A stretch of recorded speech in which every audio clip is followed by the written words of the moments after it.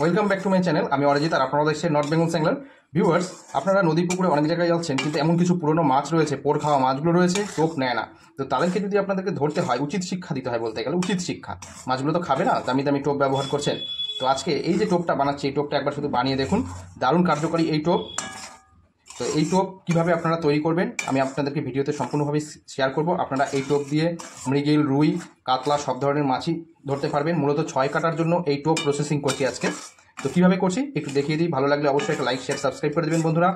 তো চলুন পরবর্তী প্রক্রিয়াতে এগিয়ে যাচ্ছি। এখানে প্রথমে নিয়ে নেব 300 থেকে 350 গ্রাম খোল। ডাস্ট করে নিয়েছি, একদম মিহি ডাস্ট। সেটা হালকা আঁচে একটু ভেজে নেব। কড়াই গরম হয়ে রয়েছে, যাতে পুড়ে না যায় সেদিকেও খেয়াল রাখতে হবে।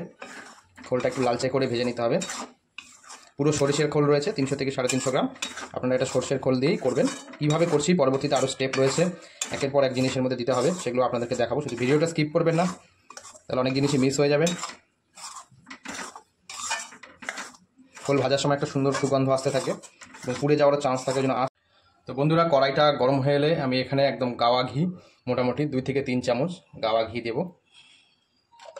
ভালো মানের ঘি অবশ্যই ব্যবহার করবেন টোপে। এই ঘিটা যখন গরম হয়ে এসছে, এর মধ্যে জাস্ট 1 কোয়া রসুন, এরকম আপনারা 1 কোয়া রসুন থেতো করে নেবেন।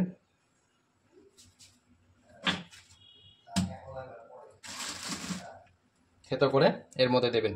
আর কি কি দিচ্ছি আপনাদেরকে একটু দেখাই।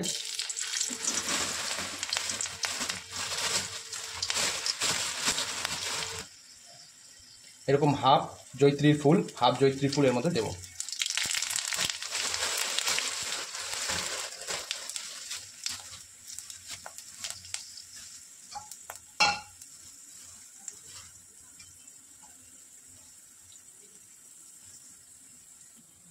আগে থেকে ভেজে এখানে গুঁড়ো করে রেখেছি, এটা হচ্ছে গোবিন্দভোগ আতপ চালের গুঁড়ো। এটা এবার এর মধ্যে দেবো। এটা মোটামুটি 50 গ্রাম এখানে রয়েছে, দিয়ে একটু নেড়ে নেব।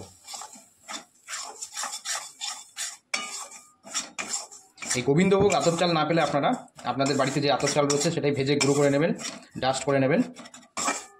তো এই খোলটাকে প্রসেসিং করছি। পরবর্তীতে এর মধ্যে আরও অনেক মশলা দিতে হবে, তার আগে এটুকু বানিয়ে নিই। তো এইভাবে চালের গুঁড়োটা হয়ে গেলে এর মধ্যে যেটা খোলটা আমি গুঁড়ো করে নিয়েছিলাম এবং ভেজে নিয়েছিলাম, সেই সরিষার খোলটা 300 থেকে 350 গ্রাম ভাজা, সেটা এর মধ্যে একটু দিয়ে দেব।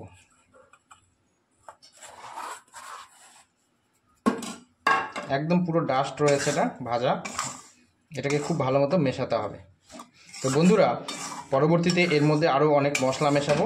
আজকে এই খোলের যে প্রসেসিংটা রয়েছে সেটাই আপনাদেরকে একটু দেখালাম।